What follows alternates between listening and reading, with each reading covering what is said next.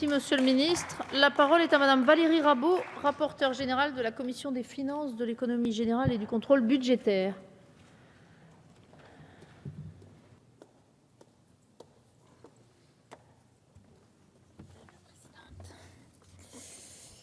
Madame la présidente, monsieur le ministre, mes chers collègues, nous nous retrouvons cet après-midi pour examiner le projet de loi de finances rectificative pour 2015 en nouvelle lecture suite à l'échec de la commission mixte paritaire de lundi dernier. Je vais y venir, mon cher collègue, je vais y venir. Tout d'abord, pour vous faire un petit point statistique sur cette deuxième lecture. Je crois, mon cher collègue, que le faible nombre d'articles qui restent en discussion témoigne du souhait commun de l'Assemblée nationale et du Sénat de travailler dans un esprit constructif par rapport au texte initial proposé par le gouvernement. Alors, quelques statistiques. Le gouvernement nous a transmis un projet de loi de finances rectificative qui comportait 44 articles. L'Assemblée nationale a adopté 66 articles additionnels et le Sénat en a adopté 24. Au total, 134 articles ont donc été discutés. Sur ces 134, 65 ont été adoptés en des termes identiques par nos deux assemblées et par conséquent ne sont plus en discussion aujourd'hui. Il reste donc 69 articles qui font l'objet de discussion. La Commission a proposé, Monsieur le ministre, d'en reprendre 47 dans la version issue du texte adopté par le Sénat et d'en reprendre partiellement 9.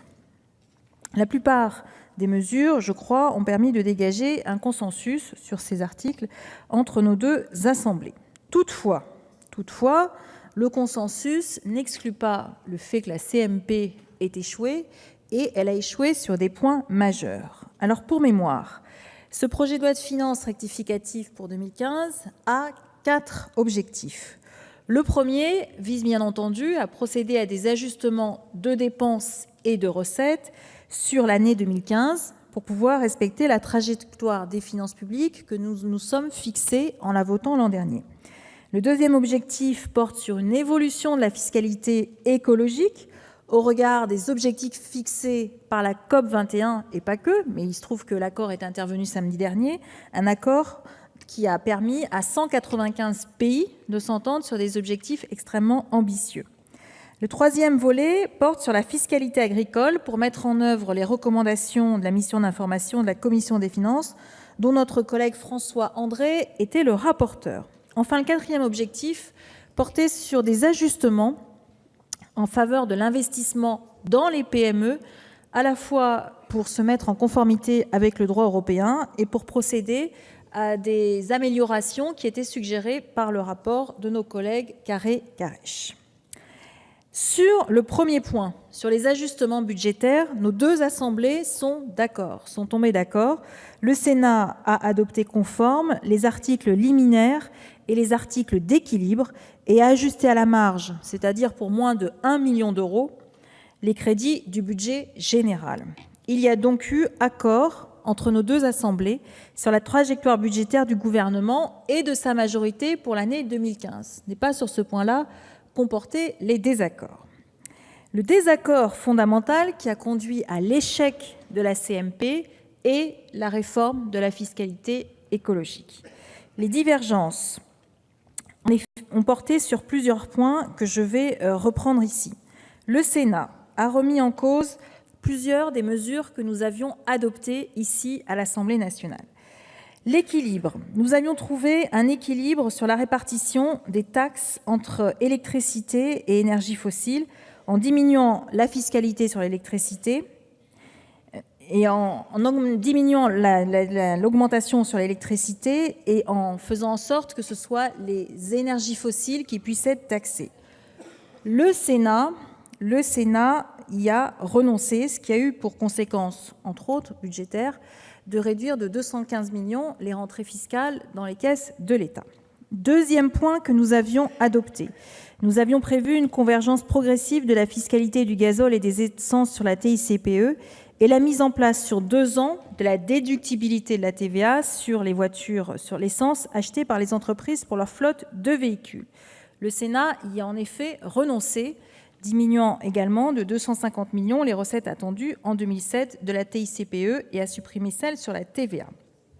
Enfin, autre point de divergence qui portait sur la fiscalité écologique, l'étalement sur un certain nombre d'années des mesures prévoyant la déductibilité de la TVA sur l'essence pour laisser le temps aux acteurs économiques de s'adapter. Malgré ces divergences, des accords sont parfois intervenus, notamment partiels. Sur la fiscalité agricole, le Sénat a validé les dispositions adoptées par notre Assemblée relatives à la fiscalité agricole pour encourager l'épargne des exploitants agricoles. C'est surtout l'idée de dire qu'il faut qu'on puisse avoir un peu de souplesse pour gérer les aléas économiques et les aléas dus au climat. Deuxième volet qui portait sur l'ISF-PME. Alors, là-dessus, nous avons des divergences assez importantes avec nos collègues sénateurs, mais ce n'est pas ça qui a conduit à l'échec de la CMP. Sur l'ISF-PME, cet article a été réécrit dans une grande partie puisqu'il s'agissait de se mettre en conformité avec le droit européen. Néanmoins, nos collègues sénateurs ont souhaité y ajouter plusieurs dispositions et je vous proposerai d'en reprendre certaines au travers des amendements qui sont déposés à l'occasion de cette lecture. Ils ont tout d'abord proposé d'exclure les frais qui sont facturés par les intermédiaires, c'est-à-dire les intermédiaires, ce sont ceux qui mettent en contact les investisseurs et les entreprises qui bénéficient de ces investissements. Nous proposons d'inclure dans le texte final cette disposition. Ils ont proposé, nous proposons, et je le remettrai dans le texte, de permettre aux fondateurs d'une société, pourvu qu'elle ait moins de 7 ans, de pouvoir bénéficier de l'ISF-PME, puisque aujourd'hui, ce seraient les seuls actionnaires ou les seuls investisseurs dans la dite entreprise qui ne pourraient pas en bénéficier, ce qui nous paraît relativement injuste. Enfin, le PLFR contient des dispositions relatives aux finances locales qui ont fait l'objet d'un accord entre nos deux assemblées. Je souhaiterais n'en citer que 2.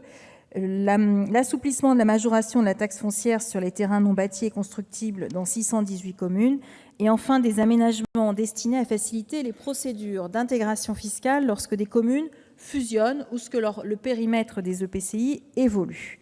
Mes chers collègues, je vous invite à adopter ce projet de loi de finances rectificative à l'issue de cette nouvelle lecture. Merci Madame la rapporteure.